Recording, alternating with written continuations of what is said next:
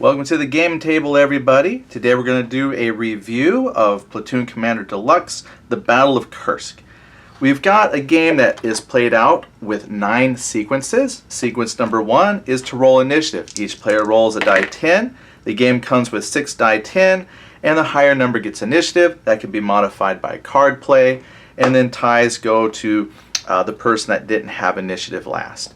After you got initiative, you draw action cards. The game is not a card-driven game, but it can be modified by the results you get from cards. Each card has a Russian side and a German side, and you just play respective to the side that you're playing, and your scenario will dictate how many cards you get. Then we're going to check for rally phase. Every unit that you have on the board that is marked as disrupted, you get to make a roll to see if they pass their morale check. If they roll a morale or lower, they pass. Russians have a morale of 3, Germans have a morale of 5, and that can be modified by the scenario. After you do rally, you're going to check for fire phase next. Basically, you're going to compare the attack value in the upper left-hand corner versus defense in the lower or upper right. Take that difference, compare that on the fire results table, which would be modified by range.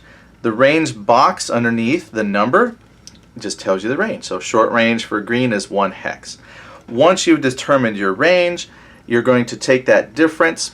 Range or any other modifiers for terrain will make shifts on the table in your favor or against you.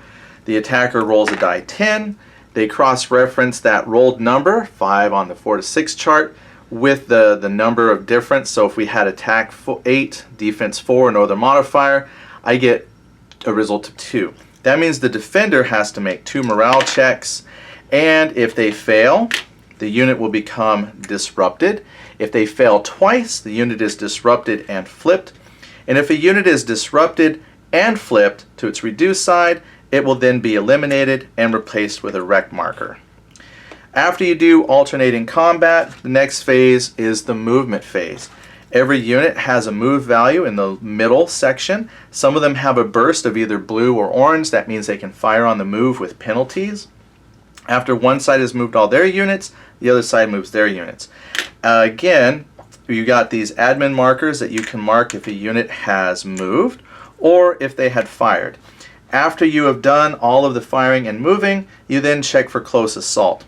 If a unit ends its movement adjacent to another unit, they can then do close assault. After all close assault has been done, you then do a housekeeping phase. Housekeeping phase allows you to remove all of the fired and moved markers that you have, but you don't remove the disrupted markers. Those come off when you do the rally phase.